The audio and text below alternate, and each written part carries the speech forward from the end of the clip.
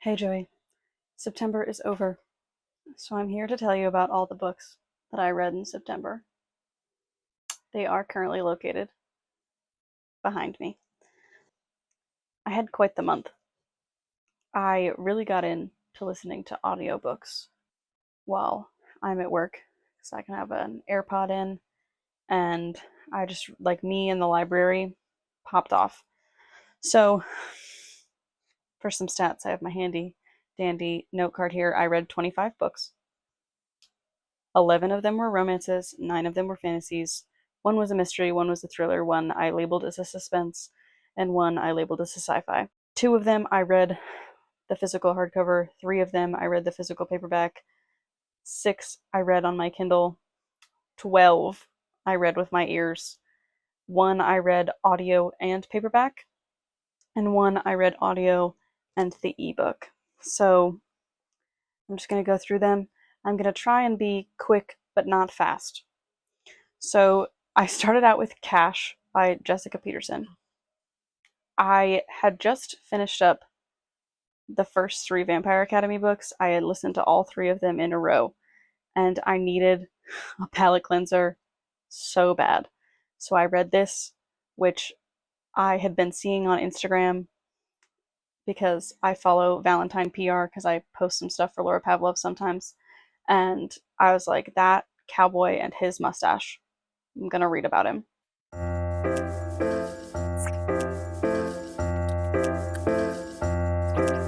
I just remember that I have zero idea what I rated any of these books. So we're just going to pull them up. That would make it tough.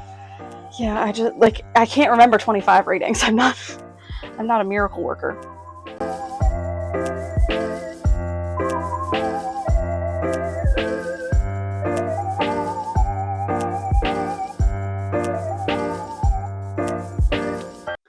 I rated Cash 4 stars. It was everything I wanted. Cowboys. It just happened. I was reading it on my Kindle. I was having a great time. Oh, another stat is that 22 of the books that I read, 22 of the 25 were on my physical TBR. So, yeah, I bought 10 books over the weekend, but I read 22 that I physically own in September. So I'm going to call it a win. I read Death at Morning House by Maureen Johnson. I'm a big Truly Devious fan. I love a teen whodunit. This I really enjoyed. It wasn't my fate. I wouldn't say that I like this more than Truly Devious, but that's because I love teen thinks she's a detective, and that wasn't. Marlo was not a detective. Marlo is just a girl, and I loved that about her. This is basically Marlo has a rough go of it at the end of her school year, and so she ends up going to get a summer job on an island that has a manor house on it that some rich doctor with questionable ethics built in the 1930s, and some people died there, and so now it's a tourist attraction, and people are now dying semi-close to it, and just how that is. There's like a past, present, we get to uncover what happened, and really, Marlo isn't even doing the uncovering of what happened in the past. She's just trying to figure out what's happening in the now and trying to not succumb to the creepy house. So I gave Death at Morning House 4.5 stars. Then I listened to Emily Wilde's Encyclopedia of Fairies. I'd been putting this off because I'd heard mixed reviews, and I wasn't quite sure if I'd like the format because I was picturing like textbook style, and it's got footnotes, but I actually really enjoyed the format of it. I did audiobook this, and man, I love Wendell. This is exactly what it sounds like. Emily Wilde is writing a book about that is an encyclopedia of fairies, and she goes to this cold place. Um, she her regular job is teaching at Cambridge, and so she's off writing her book, and then her coworker shows up. He's like, "I'm here to help you," and she's like, "I don't want you to help me," and so on. I like a book that's fantasy, but with like the ittiest bittiest bit of crumbs of a romance. Makes me feel like I'm watching Bones. I then read Wild Eyes by Elsie Silver. I love Elsie Silver. I love everything about her. I love her Instagram. I love her books. I love all of it. Just an icon of a woman. This is following West and Skylar. West works with horses. Skylar is a country music singer. Oh my god. I gave Encyclopedia of Fairies 5 stars. I also gave this 5 stars. Because, man, the kids in this book, West, I love him. There are songs in here because she's a singer. She's writing songs. Elsie Silver got someone to actually write these songs. They're real life songs. But the words on the paper with no music in them, tears. Just tears. I was reading and I got to the part with the songs just yep, because they're in love and she's writing songs. Oh, 5 stars. I then continued my Vampire Academy journey by reading Blood Promise. I also audiobooked this.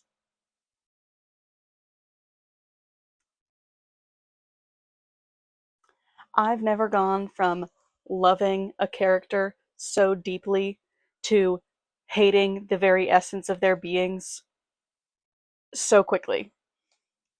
By the time I got to the end of this, I was furious. I was ranting via text to everyone I know who's read this. I'm not going to tell you anything about it because this is the 4th book in the series. But oh, if you know, and I hold a grudge, as you'll come to see. So I gave this 4 stars because I was pissed. It's a good book. That's the problem. The stuff in here, good. The character in here brought it down a whole half star. It could have been 4.5 stars, but he made me so angry. So then I needed to take a break from Vampire Academy. So I read Under Lock. I did not read this brick of a paperback. I read it on my Kindle very slowly. I've read From Luke Off with Love and Wall of Winnipeg and Me, and I liked both of those. I didn't love this. I don't love a morally gray man. I don't love a man who's like, I'm so manly. I just don't like it. I gave it 3.5 stars because I don't know. Dex rubbed me kind of the wrong way. Then I had been waiting for the audiobook of this to come from the library, and so even though this is the 4th one or whatnot, I listened to Crazy Stupid Bromance. This is part of the Bromance Book Club series. I'd already read them all out of whack. I read 5 and then 1 and then 3 or whatever this one is and so on. So I listened to this. These are so funny, like have me out loud laughing at work. This one is Alexis and Noah, and they're like sort of like friends to lovers. She runs a cat cafe and he is like a reformed hacker turned computer whiz, and there's so many cats in this book, and he's such a sweetie pie while also being like able to like destroy his enemies via their finances and their technology. It was so good. I gave it 4 stars. Then I read The Wisteria Society of Lady Scoundrels. I read the paperback. This was so fun. Basically, there is a Wisteria Society of Lady Scoundrels, and so they're like lady pirates, and they fly around in houses, and the man in this book, his name is Ned, or 1,000 other names, and he is sort of a man pirate, and they get up to antics because this like evil pirate captain is trying to take over England and the world and kill all the lady scoundrels, and they got to deal with that. It was so fun. I was having a great time. I was like giggling. I gave it 4.25 stars.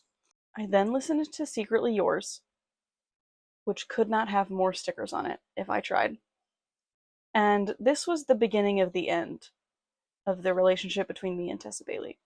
I read Fangirl Down last month, I want to say, and something about the way that man was a man gave me the ick. It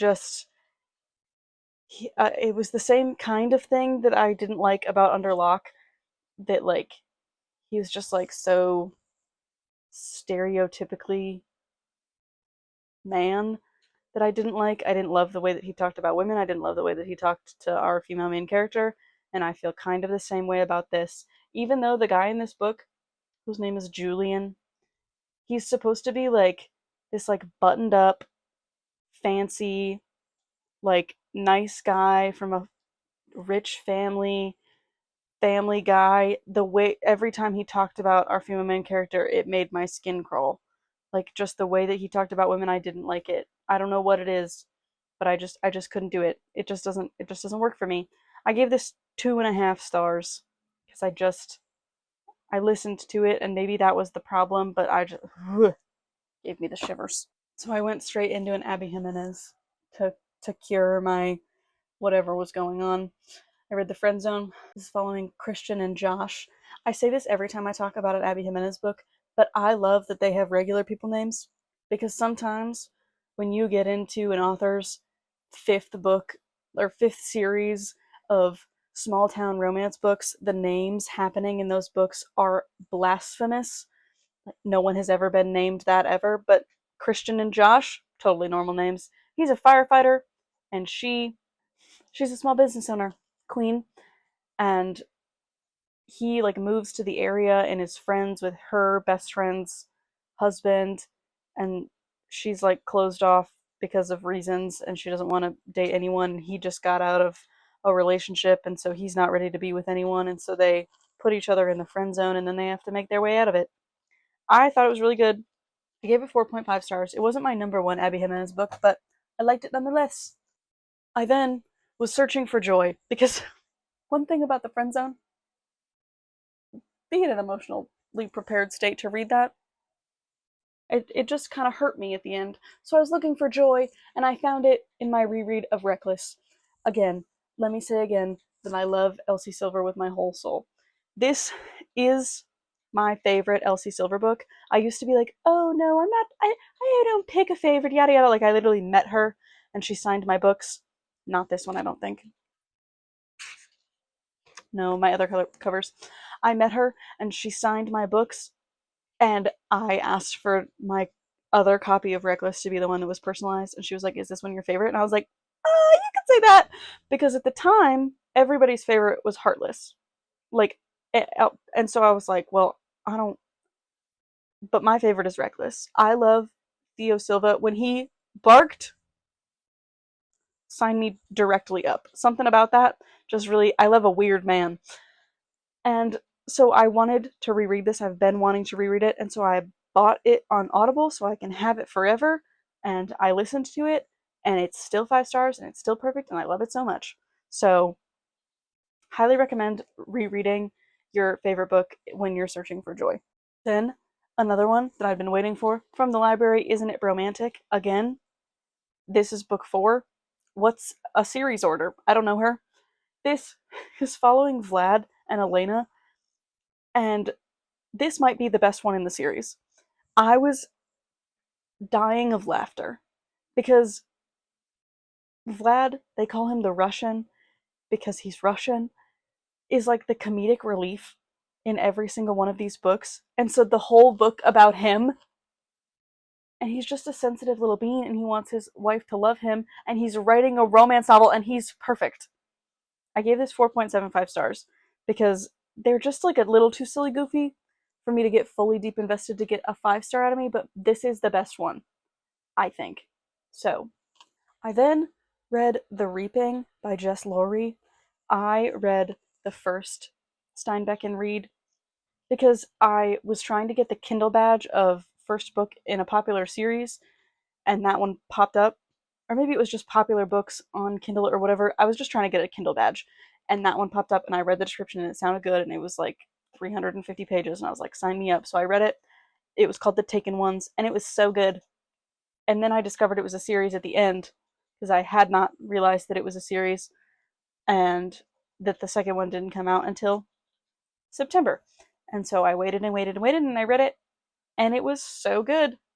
I like these two characters. They are both deeply flawed and have skeletons stacked to the brim in their closet.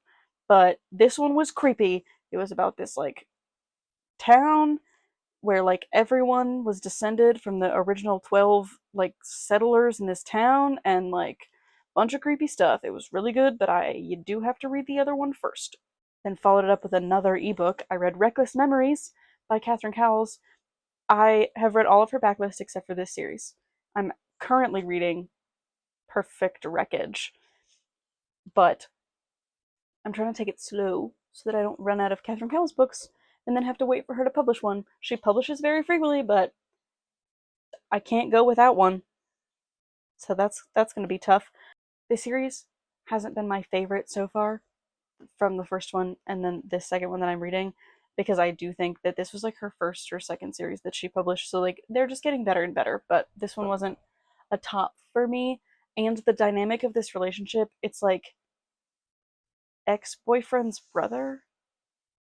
And like it makes sense in the context of the story, but like I just was like I wasn't sure about it, but I did guess the bad guy correctly. So, for like the first time ever in any mystery, thriller, suspense ever. But I was right. Then I read Hex by Rebecca Dinerston Knight. This was a book club pick for my book club with me and my girlfriends. And I did sort of, I don't know if you can tell, I sort of wrecked this paperback while I read it. This we thought was going to be more, at least I thought was going to be more fantasy, and it leads heavily literary fiction. It's written in like second person, sort of as like almost a journal to someone else. The main character of this book is unhinged. I just didn't like it, quite frankly. I gave it 2 stars. And then in the completely opposite direction, I read The House in the Cerulean Sea. I bought this beautiful sprayed edge hardcover copy to match my beautiful sprayed edge hardcover copy of Somewhere Beyond the Sea that I haven't read yet, so we'll get that right out of here. I audiobooked this because the library had it. How fun is that? And it was just available for me to borrow. Clearly, no one at my library knows how good this book is. This was so good. I was like laughing and giggling and tearing up. And this is like a sort of found family story about like this guy who works for Magical Children's Services, and he goes to like do like a visit basically at this house, and this man has these magical youths, and our magic child services guy discovers all of the beautiful things that make these beautiful children unique, and it was so good I gave it 5 stars. I then finally picked Vampire Academy back up after being so angry after Blood Promise, and I read Spiritbound, and this book was really good. I am still upset at that character now after finishing the whole series, and I was while I was reading this. My comment in my spreadsheet where I keep track of everything is just, good lord. This was certainly something I read so much was happening in these 500 pages, and I was eating it up, but I was also still fuming. I gave it 4.75 stars because it was a really good book, and a lot happened, and I was very entertained, but I was still behind angry. I then read Unwanted by Mia Sheridan. This was recommended to me via someone I know on Goodreads liking someone else's Goodreads review that said, you need to read this right now. And so I headed directly to my Barnes & Noble after work and bought it. And then I didn't read it for like 2 months, but then I did finally pick it up. This is about a girl who works for Forest Services, and some people have died, and their main suspect is this man who's been living off the grid in the woods since he was a child, and trying to figure out if he did it and what was going on and why he was living in the woods. And there are like flashbacks to like when he started living in the woods and the story there, and it was crazy. This was crazy from start to finish. And most of the time it was good crazy, but sometimes it was bad crazy. I gave it 4.25 stars. I am trying to branch out in romantic suspense from just reading Catherine Cowles and the occasional Devney Perry book to other authors who write romantic suspense, but I have been spoiled by Catherine Cowles, and so I just want to keep reading her books. I then, via my TBR jar, read Book of Night by Holly Black, and I'm glad that I pulled this out of my TBR jar because it was fun. I liked it. I like Holly Black's writing. I'm quite immersed. I think that there's a lot of magic system to explain in this like 320 pages because there's like shadow magic going on. Like people have magic in their shadows, and yet like I still don't fully understand how the magic system works, and I think if there are more books, it would be good. I don't know that there are going to be more books because I don't know that this one was super popular because it was very dense with magic information. So, I gave it 4 stars. I liked it. If there are more, I'll read them. Then I used 3 hours of what was left of my Spotify listening time to listen to the first 3 hours of One Dark Window, and then I read the rest of it with my eyeballs. I fear this will become my whole personality because it already has, and I fear it has put me in a book slump, but we'll get into that later. So this follows Elspeth, and there are these. She lives in a place that it's called Blunder, where this king 500 years ago got magic from the spirit of the woods, like their god, put it into cards so that people could use magic because people who are born with magic can degenerate, and like that's bad, and so he wanted a way for them to not do that, and so he made these cards, and that made the spirit angry, and so there's like this mist, and they're trying to get rid of the mist, and it was like I was there, and she's got this nightmare thing living in her head, and oh, I love him, but this was so good. I gave it 5 stars. 5 stars. I'm gonna get a tattoo for this series. I'm serious. It's right here, living in my brain, and I'm gonna get it. Then, so I read that. I didn't have Two Twisted Crowns, which is book 2, so I had to go to work, where I listened to The Last Sacrifice, and then I had to go pick up Two Twisted Crowns so that I could read it that night after I bought it because I needed to know. But I did listen to all of Last Sacrifice. This is the final book in the Vampire Academy series. And I still have not forgiven that character. And I had my hopes up for the wrong side of the love triangle, despite knowing outright that I was wrong. Didn't change how I felt. But this book was really good, and it was a good ending to the series, and I did have a good time. And despite that, I was really glad to have read it. And so I gave it 5 stars because I do think it was an excellent conclusion to the series. I just wish I hadn't have hated that character so much because it did leave a bitter taste in my mouth. But then I came home and I immediately read all of Two Twisted Crowns, and I gave it 5 stars. If you haven't read this duology, let me get the other one for you. If you haven't read this, or you haven't seen me on my Instagram post about it 5 times in 3 days, please read it. It's so good. It's everything I wanted and more.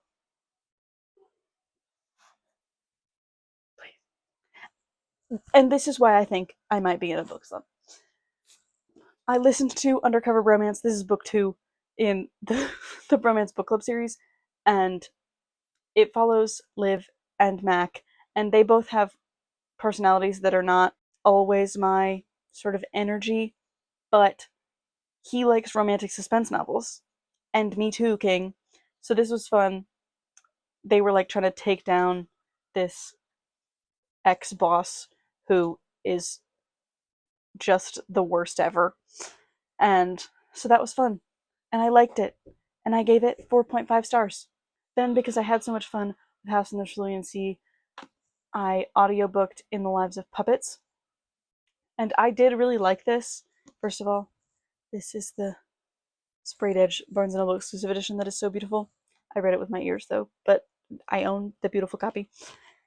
And I did really like this, but I was coming out of the One Dark Window, Two Twisted Crowns, Shepherd King situation, and so I think that like I was doing this a disservice.